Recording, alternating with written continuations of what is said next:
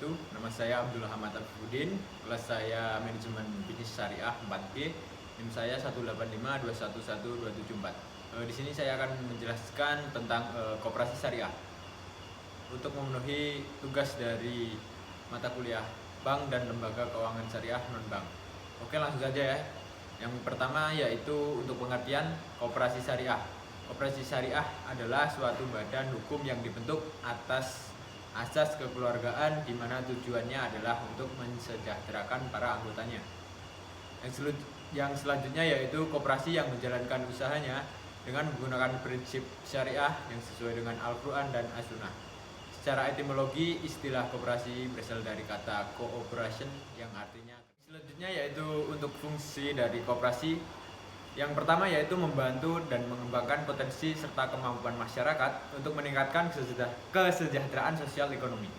Yang kedua yaitu memperkuat kualitas sumber daya manusia agar bisa menjadi pribadi yang amanah, fatonah, konsisten, dan istiqomah dalam menerapkan prinsip-prinsip syariah yang sesuai dengan Al-Quran dan As-Sunnah.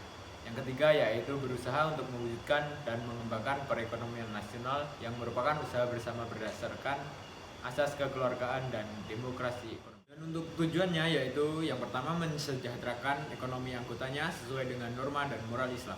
Yang kedua yaitu menciptakan kesejahteraan dan keadilan sesama anggota. Untuk landasan dari koperasi syariah yaitu yang pertama koperasi syariah berlandaskan Pancasila dan Undang-Undang Dasar 1945. Yang kedua yaitu koperasi syariah berasaskan kekeluargaan. Yang ketiga, koperasi syariah berlandaskan syariah Islam yaitu Al-Quran dan As-Sunnah dengan saling tolong-menolong dan saling menguatkan. Prinsip-prinsip koperasi syariah yaitu yang pertama keanggotaan bersikap sukarela dan terbuka. Yang kedua, keputusan ditetapkan secara musyawarah dan dilaksanakan secara konsisten. Yang ketiga yaitu pengelolaan dilakukan secara profesional.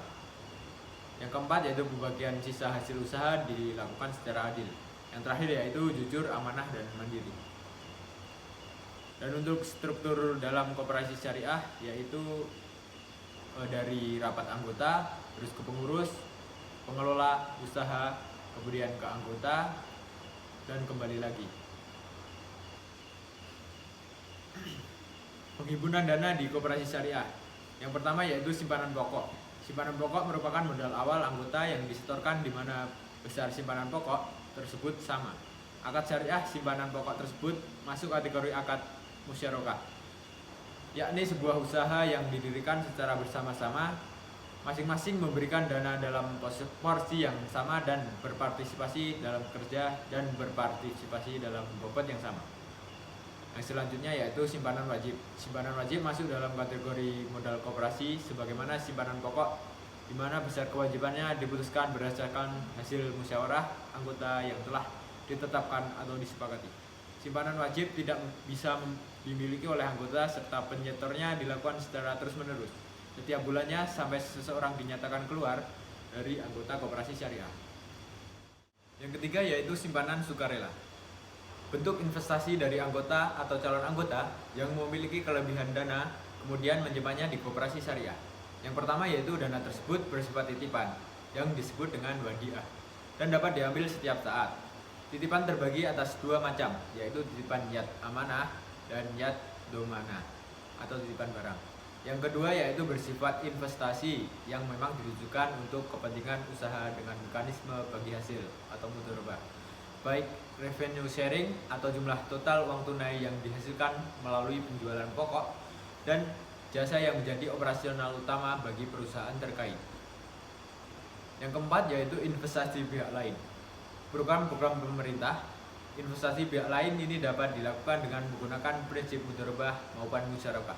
Sedangkan profit sharing dapat diartikan sebagai sistem pembagian keuntungan atau bagi hasil yang didasarkan dari hasil bersih dari total pendapatan setelah dikurangi dengan biaya-biaya yang dikeluarkan untuk memperoleh pendapatan tersebut. Dan adapun untuk penyaluran dana yaitu ada jasa-jasanya juga, yaitu yang pertama ada jasa al-ijarah atau sewa, yang kedua jasa wadiah atau titipan, dan yang ketiga ada rohen atau gadai, dan ada juga wakalah atau perwakilan, terus yang terakhir ada khord. Dan adapun perbedaan koperasi syariah dengan koperasi konvensional, yaitu untuk konvensional yang pertama yaitu memberikan bunga pada dalam kegiatan simpan meminjam, dan untuk syariah menggunakan cara bagi hasil untuk melayani para nasabahnya. Dan untuk konvensional, aspek pengawasan yang diterapkan adalah pengawasan kinerja. Dan untuk syariah diawasi oleh pengawas kinerja juga, tetapi menjunjung tinggi prinsip-prinsip syariah. Dan yang terakhir yaitu menggunakan sistem kredit atau uang dalam penyaluran produknya. Dan kalau untuk syariah menjual secara tunai atau murabahah sebagai sistem penyaluran produknya. Sekian penjelasan dari saya. Bila ada salah kata, saya mohon maaf yang sebesar-besarnya. Bila itu wassalamualaikum warahmatullahi wabarakatuh.